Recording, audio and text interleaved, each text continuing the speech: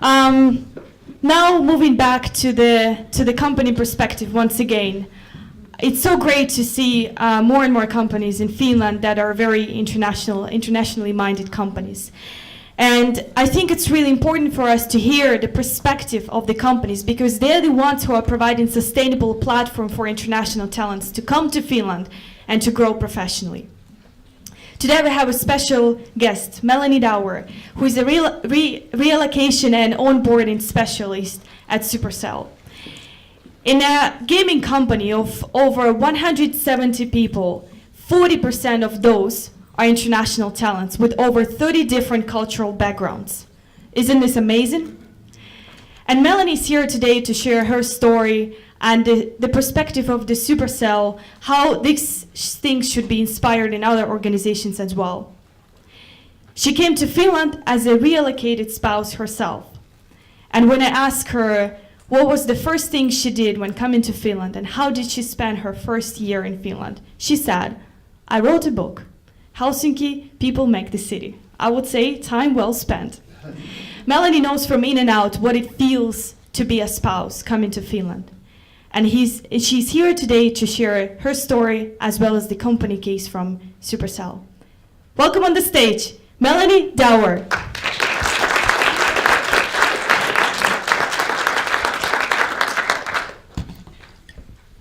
Thank you. Okay, I can't see my notes, but I'll just wing it. I know you've been sitting for a long time, so I'll try not to take too long. But yeah, thank you for having me. As mentioned, I'm a relocated spouse myself. I've moved country twice to support my husband's work, and also my role now at Supercell is, it started mainly to support the spouses that we had that had moved to Finland to support people who had been employed by Supercell. I'm going to tell you a little bit today about what I do to try and support spouses who've moved to Finland. Also what I would like to do better, my goals for this year. And I hope in doing so I'll cover some of the questions that were on the flyer for this event when thinking about spouses. Just a little bit about me first. I'm from New Zealand originally. I circled it so you would know where it was. It's not far from Papua New Guinea, actually. And my husband and I had lived in Australia for 11 years, as many Kiwis do. We move abroad for work. And we had a baby and we decided it was time to go home. And we agreed that we would move home to New Zealand for 2 years and then we would move overseas again, but we didn't know where. And he's a game artist, and at one point in those 2 years he came to me and said, how about Finland? And I was like, oh my God. I didn't really know where it was, and the quickest way from New Zealand to get to Finland takes 26 hours. So it was about as far away from home as we could go. And I was just about to start a new job. I'd been on maternity leave and I just scored a new job in my field of interest, which I'd been doing for the last 10 years. And that was working with families who had somebody in prison. That had been my special area in Sydney, working with families, coping with incarceration. And I just scored a new job where I was going to match children who had parents in prison with a mentor in the community, and I was really excited. But we kind of weighed it up, and in the end it was almost a no-brainer. The opportunity to come to Finland kind of outweighed this in some ways. So off we came, and we came up to Finland. When I arrived here, I had a year where I wasn't working, and I kind of spent my time visiting cafes and getting to know the city, and I had to think, what could I do in Helsinki? It was my biggest concern. What am I going to do? Finland has a really small prison population. So I was kind of out of business. I did talk to some agencies that did similar work, and they said the issues are just the same, but you'll need to speak Finnish or Russian or Estonian. So to start out with, I had to really think, what can I do? So I had to think, what am I good at, or what do I like? And I thought maybe writing. And suddenly being a native English speaker was something I could put on my CV. Whereas at home, that was nothing. Like, everyone is basically a native English speaker or can speak English very well.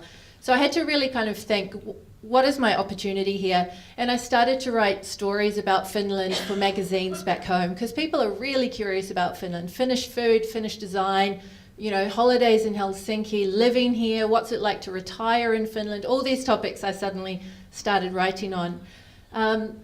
And then I teamed up with a local photographer, and yeah, we decided to make a book, which was kind of crazy. I would never have done this at home, and you know, my biggest surprise, I just bought a copy because it's like a real book. I was really, that's what everyone's comment was. Oh, it's like a real book. I think they thought I was making a pamphlet, and so did I. But I only mention it here not to promote the book, but because I think opportunity is something that spouses should see moving to Finland as. When I meet spouses at Supercell, I often ask, what would you like to do? You may not be able to do what you can at home. And when they say to me, oh, well, I have this screenplay I've always wanted to write, or I have my thesis I need to finish, I'm like, perfect. Have you heard about Finnish winter? Because this is a really, really good time to do these projects that you probably just wouldn't have time for at home. So you probably know about Supercell more than you know about me. We're a small mobile games company in Helsinki. We currently have 4 games. You may know of them, or maybe your kids play them.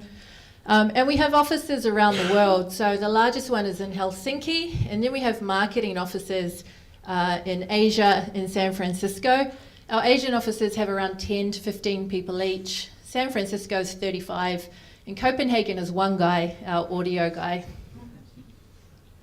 2 years ago, we hit this milestone that 100 million people played our games every day. And then there was just one country, Tuvalu, that was the only country in the world where no one had played one of our games. And then that was soon sorted out. So someone in Tuvalu played a game. And so suddenly, people in every single country around the world had played one of our games, which means that we need to hire people from around the world if we're going to reach these players and kind of represent these communities in the best way possible. So now in Helsinki is the only office where we make games. So if people want to be a game developer for Supercell, they need to move to Finland. And as you can see, just in the Helsinki office, we're 179 people from 30 countries. And many of these people have relocated to Helsinki for Supercell and brought a spouse or significant other with them. And today I'll just use the word spouse just to be easy, but you know, of course, there's different family relationships. And as a generalization as well, generally we've hired a lot of guys who have brought women with them, so I'll just kind of default to that stereotype. A year after I moved to Finland, a job opened up at Supercell. Ilkka, our CEO, started to think about what about these people who are accompanying our new employees? What can we do to support them? He's really, as you may have heard him speak before, he's really passionate that we stay in Finland and that people move to Finland. He wants to keep Supercell here. So it's really important that as well as just bringing people here, we're supporting them to stay. It's actually not that different to supporting people in prison. And I don't mean to compare Supercell or Finland to prison, but whereas before my stages of support were the point of arrest, preparing for someone to go to prison, and then settling in, so getting used to the way it works, and then preparing for release. I kind of could break down moving to Finland into similar stages, so I could kind of transfer some of what I'd done before to these families. So during the interview stage, we're lucky enough that we can fly people to Finland if they're getting close to being hired, and we always invite their spouse. And I always meet with them. Sometimes I'll take them to lunch or just meet with them at the office. And I'm really interested in talking to the spouse and asking, you know, what are your hopes and dreams? What are you currently doing? And what do you think you'd like to do in Finland? And I'm really honest around expectations. I just say, you know, it could take 1 year for you to find work. You know, are you ready for that? And I'm also asking them, are you ready to live in a quieter city? We often have young couples coming from London or Berlin, and I just want to know, are you ready if, you know, there's a lot happening in Helsinki, but it's not going to come at you. You have to go and find it. And also just things like apartment living. Generally, if people are coming from the States, they're used to really big houses with a lot of land around it. And these things I think are positives. I'm always like, think how much time you'll save doing cleaning. So I try and promote that. Then when people are preparing to move, I'm in regular contact with them and giving them information, and I always CC the spouse if the employee agrees, because generally speaking, if we've hired a guy and he has perhaps a wife or a girlfriend at home, she's the one with loads of questions like what should we bring and what should I pack, and so it's really important that she's involved in that process from the beginning. So I try and keep the communication to both the people coming. When people arrive, we're lucky enough that we can rent some apartments in Helsinki that we house people in when they first arrive. And so I try and do some personal touches. My main message for people is we knew you were coming and we're really glad you're here. That's kind of my personal motto for when people start, even at Supercell or when the family arrives. So I always put a little welcome pack or a card in the apartment saying, you know, welcome. If they have a cat, I usually leave some treats for the cat. I always learn the cat's names, and that's a top tip because people love their pets more than their children sometimes. So it's really, rather than saying it will have to go on cargo, you know, it's good to be able to say potato will have to go on cargo. And then I meet the spouse for lunch. So maybe twice in the first month, I'll take the spouse out for lunch and just check how they're doing. Sometimes I have a welcome event. Recently we had 3 families come from China, India and Hong Kong, and I could see on Facebook that they were posting things like, oh, I've stayed inside all day because of the weather. It was just so different for them. So I invited them to the office and then invited some other spouses to come and meet them, which was really nice. So they got to meet them, and then the spouses who'd been here a bit longer, I could kind of see them teaching them what they'd learned. So that was a really nice circle. We also have a Facebook group, so we have 115 members, and it's spouses only. And we have spouse-only events, which are really cool, and I'll show you some soon. But the cool thing here is we have this network where the Finnish spouses are supporting the new spouses. And not all the spouses are really active, they just might want to watch what's happening, but it's also a place where the newly arrived people can say, hi, I'm really new here. One said lately, I'm interested in yoga and I play the ukulele. And people just start commenting, oh, I go to yoga, you could come with me on Tuesday. So we're just kind of watching this unfold, and it's a really nice network of the expats and the Finns supporting each other. We also have Finnish classes at Supercell that we extend to the spouses. And we have things like board game nights where every Thursday people can come and play board games and they can bring their spouse as well. Then as they settle in, when they've been working for us, the employee, for about 2 months, I run this workshop on how to find your own apartment. And my goal here is a bit like when I was doing social work. I'm trying to teach people so that they don't need me anymore. My other secret motto is I'm always trying to do myself out of a job. So I'm trying to get people to the point where they can do it themselves. As well as that, I'm trying to provide regular opportunities for people to meet each other. So we're going to start now a monthly morning tea. Because when we had the welcome event recently, 14 women said, yes, I'd like to come. And I noticed, okay, there's quite a few people home during the day looking for something to do. So I've decided that the first Friday of every month, between 10 and 2, we'll just have a kind of open house at the office. I just book one of the rooms, put on tea and coffee, and they'll come and can come and meet each other, you know, regularly, especially for those who are a bit scared to get out in the city on their own. Job hunting, I'll talk a little bit more. So one of the things we did recently was had a babies lunch. We had like 20 babies born to Supercell families last year. And so what's really cool here is the women come generally, actually it was mostly women that came. They brought their babies. I just put on a little bit of morning tea, and then they start talking to each other and they start making plans like, oh yeah, I go to this group, you could come with me, or let's meet at that cafe next week. So I'm just silently watching, and I'm kind of drawing back and letting them meet each other. And as I said, trying to just do myself out of a job, that they're making these connections themselves. Another thing we did was a bread baking workshop. So people are really curious about Finnish. What do Finns eat, and what is traditional Finnish food? And so this was quite a success where people could come and learn to make Finnish bread. One of the spouses makes jewelry. So this was really quite cheap. And I know that Supercell, we have the resources to do kind of fancy stuff, but I just wanted to let you know that a lot of what we do is really cheap. One of the spouses, we just printed out these patterns. We bought a few beads and earring hooks, and then I bought pizzas for dinner and a few bottles of wine. And it was really successful. We had about 20 people come, guys and women, to make jewelry or key rings. And it was run by one of the spouses. So to me, that's kind of ideal where they're doing it themselves. We've also had a yoga class or an exercise class where one of the spouses has graduated from a teaching course and then wants to share it with the spouses. So these things cost nothing. I just watch it unfold on Facebook, and if they don't need me, I kind of stay out of it. And sometimes though I step in and say, hey, I could provide the venue for that, or you could do that at the gym here. So We have a singing group. They sing Smooth Operator, that's why that's there. This was one of the requests, so that turned out to be mainly women who wanted to come, so we opened it up to the Supercellians because we needed a few basses. So some of the guys have joined as well. This isn't so cheap. I do hire a singing teacher, but I have an agreement that if the attendance drops quite low, then the spouses have to start contributing to the costs themselves. And it's not to be mean, because we can afford it, but people need to have a bit of ownership, I think, sometimes to keep things going. So it keeps people invested. But so far the group's been going really well.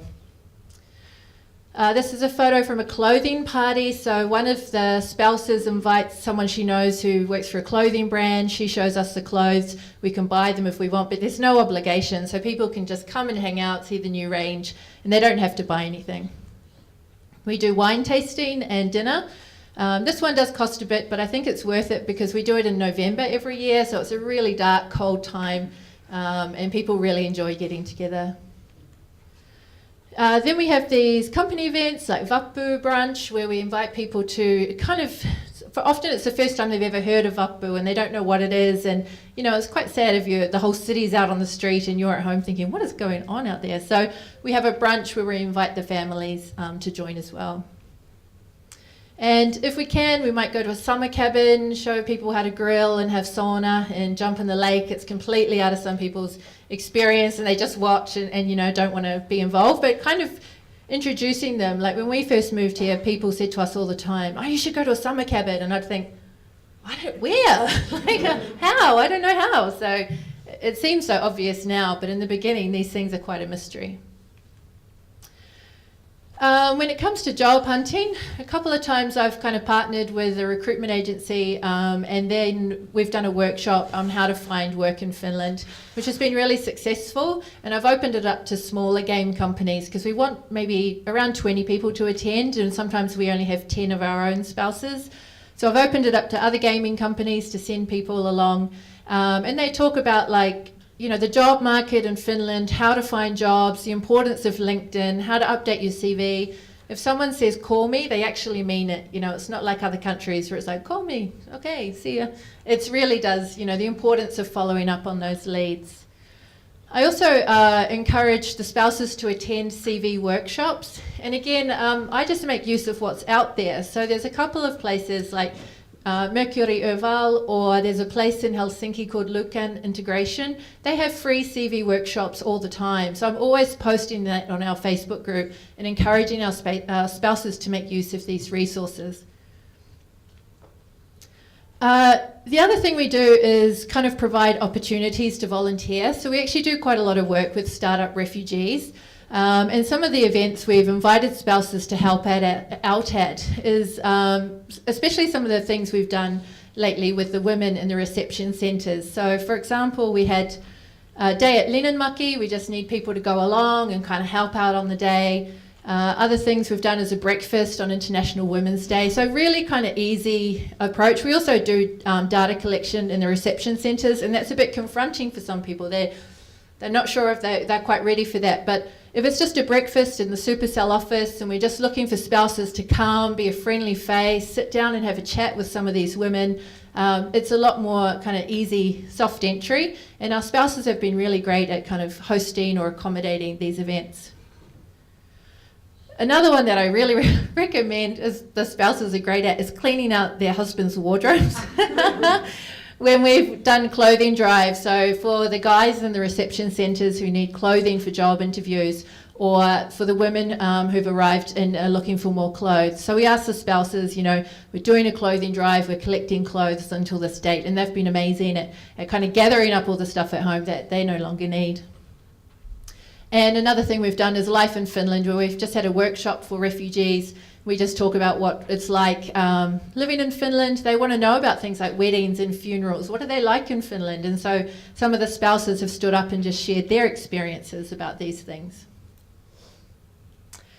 I've still got quite a way to go. My plans for this year is to kind of develop more resources about the moving process. So far it's just kind of in my brain and what I pass on, but I'd like to have a resource for the employee, but especially the spouse who usually has most questions.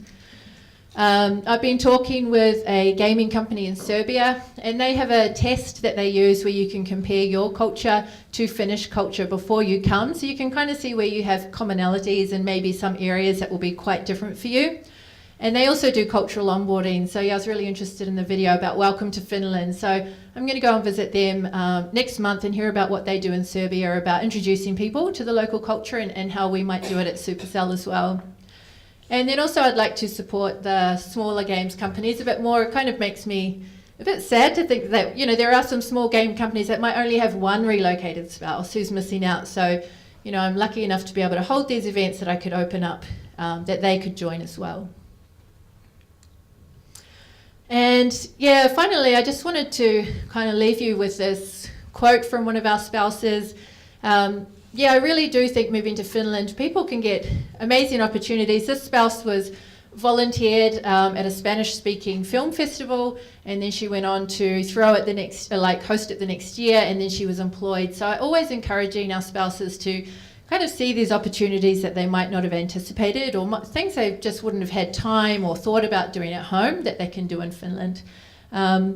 And as I said, I'm always trying to do myself out of a job. So I guess if you hear I've lost my job, you'll know it's been a success. Thank you.